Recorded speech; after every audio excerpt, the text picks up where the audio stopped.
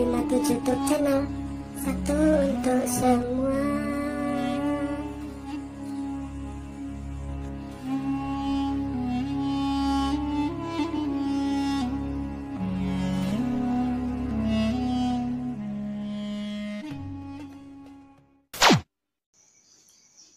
Assalamualaikum warahmatullahi wabarakatuh. Jumpa lagi di 57 YouTube channel.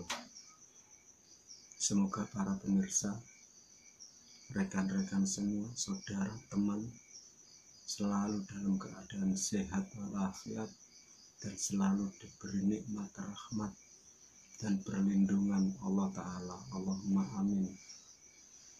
Dalam kesempatan video kali ini aku masih akan bicara soal Ning Siti Nampi. Karena soal Ning Siti Nampi masih banyak yang belum paham.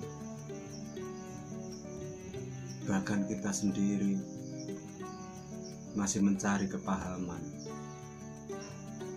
Semoga kita bareng-bareng menemukan kepahaman, supaya tahu betapa kebesaran Allah Ta'ala yang meliputi langit, bumi, dan isinya.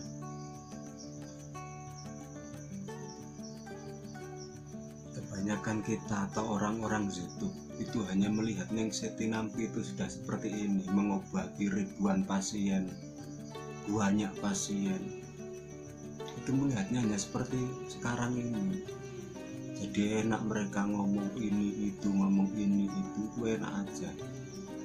Mereka semua nggak tahu, bahkan kita juga nggak tahu. Aku sendiri juga nggak tahu apa-apa yang sudah dijalani Ning Siti Nampi sampai mendapatkan anugerah sebesar ini. Itu kita nggak tahu. Bagaimana perjalanan hidupnya Ning Siti Nampi itu kita nggak tahu.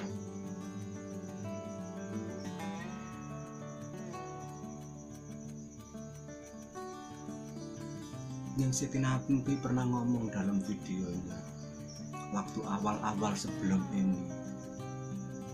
Beliau keliling kampung mencari orang sakit untuk diobati secara gratis. Bayangkan bro, mengobati orang secara gratis bro. Kalau sampai orang ini yang diobati sembuh bro, lalu berdoa kepada Allah, doanya itu bro, minta apa aja akan dikabulkan bro. Itu yang pertama. Dan kita juga mendengar dan sering kita lihat juga YouTube-nya, beliau sering menyantuni anak yatim. Bayangkan bro, menyantuni anak yatim.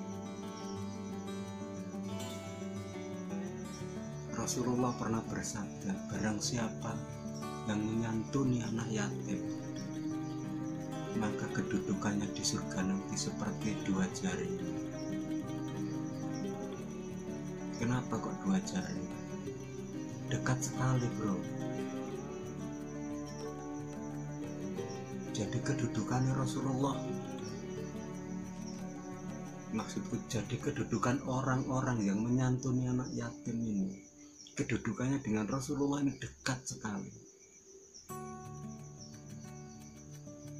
Ya kalau sudah orang-orang yang menyantuni anak yatim punya kedudukan sedekat ini, lalu apa salahnya Rasulullah lalu hadir mengunjungi orang-orang umatnya yang terbaik seperti ini? Apa salahnya? Nggak ada salahnya.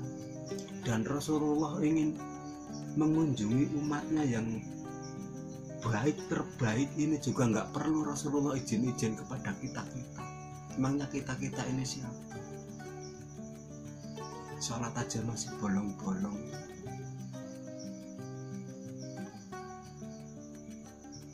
Nyantun anak yatim juga belum seberapa, malah kebanyakan menghardik anak yatim. Begitu kok doa mau minta diterima, mana mungkin. Ning Siti Nampi mengobati orang dulunya gratis, menyantuni anak yatim berjalan sampai sekarang. Bahkan sampai sekarang pun orang yang nggak punya biaya dibebaskan biayanya. Bayangkan, itu semua itu membuahkan keberkahan bagi Neng Siti Nampi. Dan keberkahan itu tidak bisa dikalkulator. Nilai keberkahan itu tidak bisa dikalkulator. Nggak nyandak kalkulatornya. Segede apapun kalkulatornya nggak nyandak.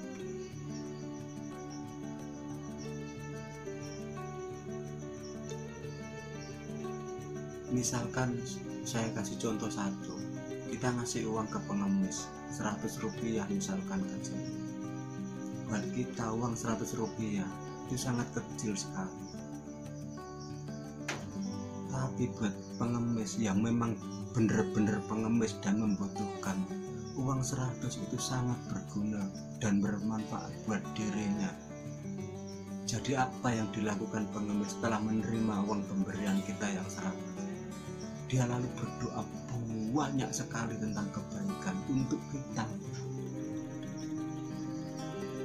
Dan ternyata doa pengemis dikabulkan bro oleh Allah Ta'ala. Siapa yang bisa menghalang-halangi itu? Orang mana yang bisa menghalang-halangi turunnya doa itu siapa? Nggak ada.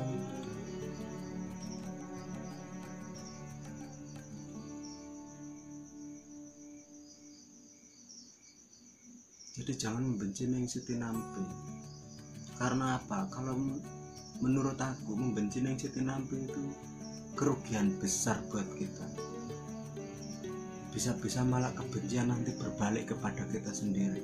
Karena Neng Siti Nampi itu dibentengi doa-doa orang yang teraniaya. Itu membentengi dirinya. Jadi kalau kita berburuk sangka aja kepada Neng Siti Nampi, mental doa itu berbalik kepada kita, malah kita yang akan dimusuhi orang. Kalau nggak suka dengan Neng Siti Nampi, lebih baik diam. Karena menurutku yang tidak suka dengan Neng Siti Nampi ya orang-orang itu aja. Ya paling ya orang yang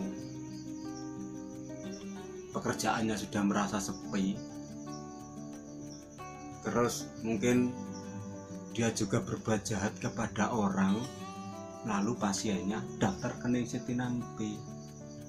Takut nanti kalau disikat sama Neng Siti Nampi, makanya dia nggak setuju kayak apa kayak dengan Neng Siti Nampi. Jadi kita jangan terjebak, jangan ikut-ikutan orang seperti itu. Ranah kita bukan di situ. Ada yang nyeletuk. Aku nggak membenci orang, aku hanya membenci orang yang secara sadar ketemu Kanjeng Nabi. Loh, dan Neng Siti Nampi itu apa kalau bukan orang? Neng Siti Nampi itu ya orang sama seperti kita. Kalau soal Kanjeng Nabi ketemu umatnya secara sadar, itu hak Kanjeng Nabi, bukan hak kita melarang-larang, bukan. Itu hak mutlak Kanjeng Nabi, itu hak mutlak Kanjeng Nabi. Kita saja dalam sholat selalu memberi salam Kanjeng Nabi. Apa kita pernah mendengar jawaban Kanjeng Nabi menjawab salam kita? Nggak pernah dengar. Padahal saat kita sholat mengucapkan salam kepada Kanjeng Nabi, salam kita itu dijawab oleh Kanjeng Nabi, cuman kita nggak dengar. Tapi ada beberapa orang yang mendengar jawaban Kanjeng Nabi, itu ada. Sekarang aku tanya, apa ada orang sholat tidak sadar? Orang sholat itu pasti sadar menghadap Allah, itu sadar. Kalau kita dalam sholat sudah mengucap salam ribuan kali kepada Kanjeng Nabi belum terjawab, itu bukan itu bukan salah sholat, bukan salah sholatnya, mungkin salah kitanya. Hati kita nggak bersih, terlalu cinta dunia, kurang ikhlas, kadang memberi aja masih grundel.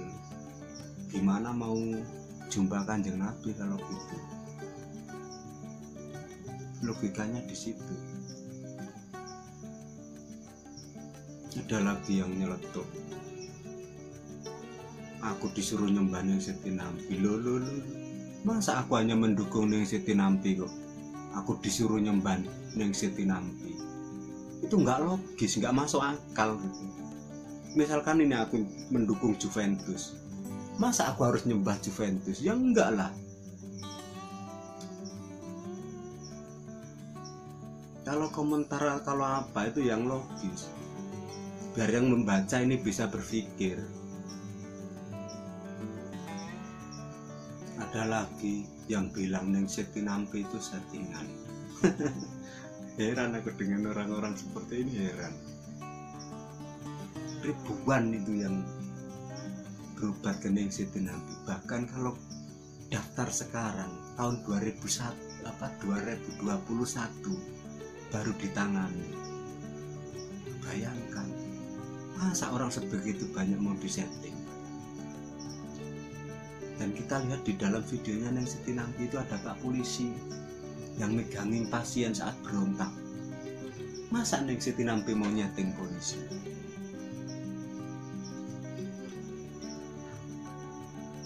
Itu gak logis.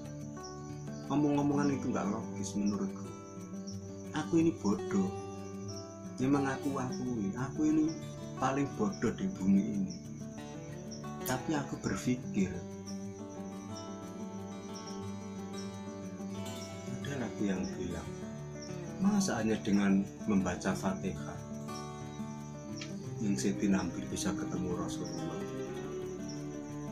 Kan lucu, pertanyaan ini sebenarnya lucu. Orang ngomong begini itu lucu. Kalau aku yang jawab, enak aku ngomongnya. Bukan soal Fatihahnya, bro. Soal siapa yang baca.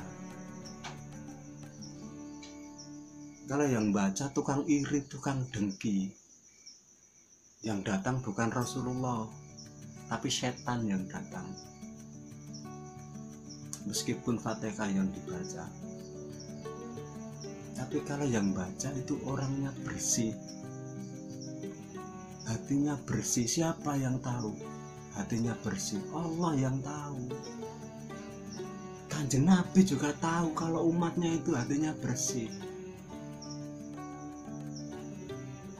Jangankan kalau membaca Fatihah, Assalamualaikum ya Rasulullah, Assalamualaikum ya Rasulullah, Kanjeng Nabi kita kok lek wong sing ngucap iki wong atine bersih, wong bermanfaat karo umat liyane, umat liyane itu bermanfaat. Ya lek sing maca dukung santet senjadan Fatihah ya setan sing teko.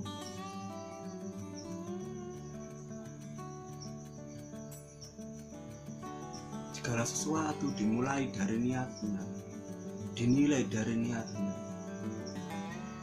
Meskipun ayat Al-Quran diwaca lek niate nggopo, gini niat elek ya elek tekone, gini niat apik insyaallah ya apik. Dan inti dalam video ini, jangan sampai kita membenci ning Siti Nampi atau bahkan mengajak-ngajak orang lain untuk membenci ning Siti Nampi. Itu jangan sampai.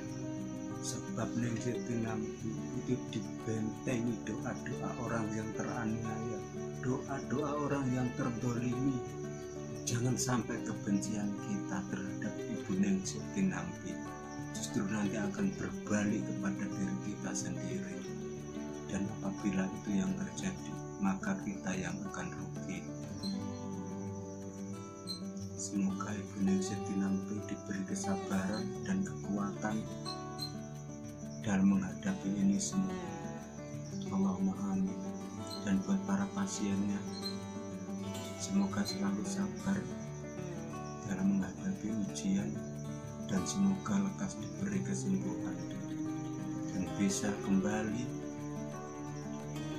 beribadah dan mendekatkan diri kepada Allah Ta'ala. Allahumma amin. Sampai ketemu dalam video berikutnya. Wassalamualaikum warahmatullahi wabarakatuh.